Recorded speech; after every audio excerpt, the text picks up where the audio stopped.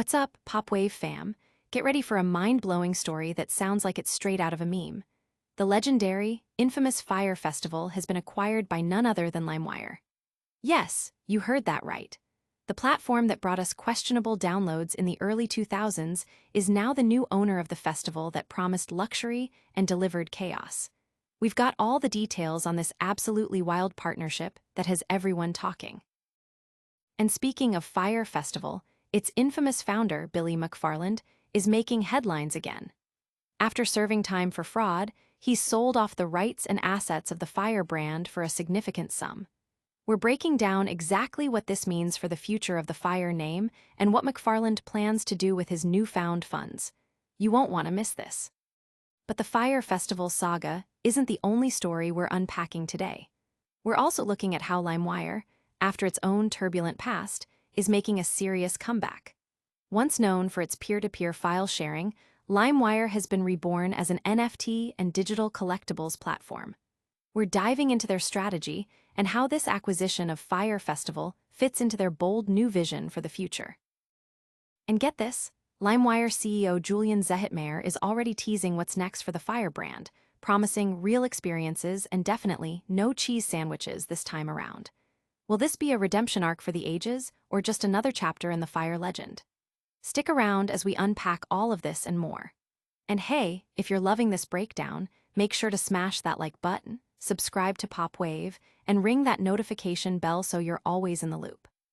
Back from the brink, the Fyre Festival resurrection you never saw coming. In a move that's part nostalgia, part internet chaos, the infamous Fyre Festival brand has been acquired by LimeWire, the early 2000s file-sharing platform. This unlikely pairing of two internet legends, one known for its digital piracy and the other for its catastrophic festival failure, has sent shockwaves across the web. LimeWire, now relaunched as an NFT and digital collectibles platform, aims to breathe new life into the Fyre name, promising real experiences and a stark departure from the infamous cheese sandwiches that became a symbol of the original disaster. LimeWire CEO Julian Zehetmayr has stated their goal is not to revive the festival itself, but to resurrect the brand and the meme, leveraging its cultural relevance. The acquisition, reportedly for $245,000, saw LimeWire outbid Ryan Reynolds' creative agency, Maximum Effort. This strategic move positions LimeWire to capitalize on the Fyre brand's notoriety, potentially through a hybrid of digital and real-world experiences, embracing irony and execution in a way that promises to be anything but boring. The exact nature of these real experiences remains under wraps, with only a waitlist and vague promises of community and surprise to go on. Social media and industry insiders are buzzing with speculation, questioning whether this is a clever metaverse play, a grand troll, or an elaborate inside joke. Many are intrigued by the sheer audacity of the move, with Ryan Reynolds himself humorously noting he'd bring his own pallet of water to any future event.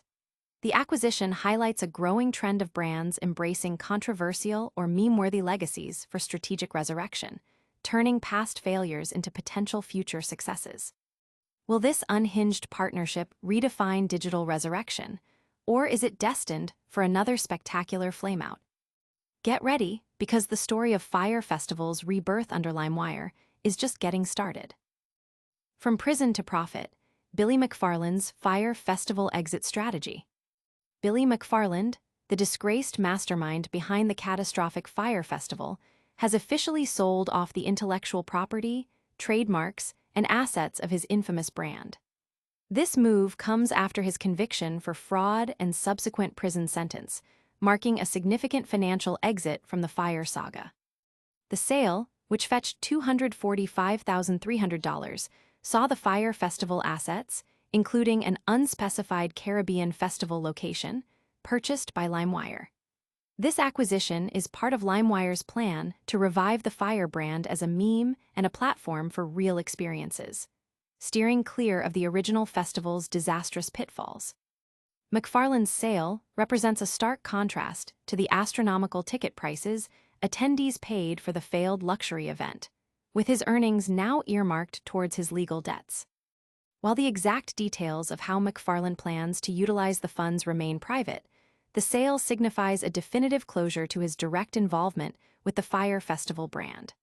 The Fyre brand itself, now owned by LimeWire, is being repositioned as a symbol of cultural relevance and execution, a far cry from its previous association with hype gone wrong and the now iconic cheese sandwich. The public reaction ranges from disbelief to morbid curiosity, with many watching to see how LimeWire will manage this notorious legacy. Can a brand built on failure truly be redeemed in the digital age? Next, we're diving into the comeback kid, how LimeWire itself is making a surprising return. The return of a digital giant, LimeWire's bold new era. Remember LimeWire? The file-sharing service that defined a generation's music downloads is back, and it's making waves with a significant acquisition, the notorious Fyre Festival brand. This isn't just a nostalgic nod. LimeWire has been resurrected as a crypto and file-sharing company focused on NFTs and digital collectibles, signaling a major strategic pivot. After being shut down in 2010, and its founder paying $105 million in damages, LimeWire's 2022 relaunch as a blockchain-focused platform set the stage for ambitious moves. Acquiring the Fyre Festival rights for $245,300 on eBay demonstrates a willingness to embrace cultural notoriety. LimeWire CEO Julian Zehetmayr emphasized the goal is to bring the brand and the meme back to life with real experiences, differentiating from the original festival's disastrous execution. COO Marcus Faisal added that they aim to own the meme and do it right, pairing cultural relevance with execution. LimeWire described the acquisition as bold, self-aware, and impossible to ignore, promising to stay true to Fyre's chaotic legacy, but with added credibility and control.